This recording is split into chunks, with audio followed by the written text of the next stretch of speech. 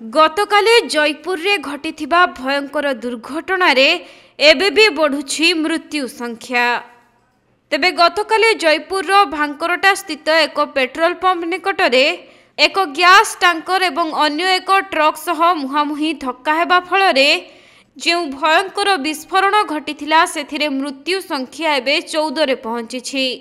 घटना रे 30 रु अधिक लोक आहत होइथिबा बेले आहतों मध्यरु अधिकांशंकर 80% जली जाइछि आउ अनेकंक अवस्था संकटापन्न रहिथिबा कुहा जाउछि।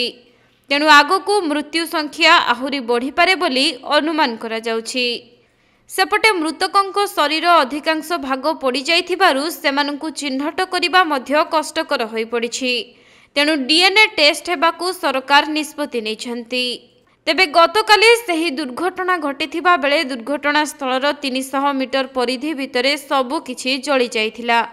नियाकू आयत्त करिबा पई 22टी दमकल गाड़ी घटनास्थल रे पहुंचीथिले एवं पाखापाखि 4 घंटार प्रयास परे नियाकू आयत्त करा जाइथिला।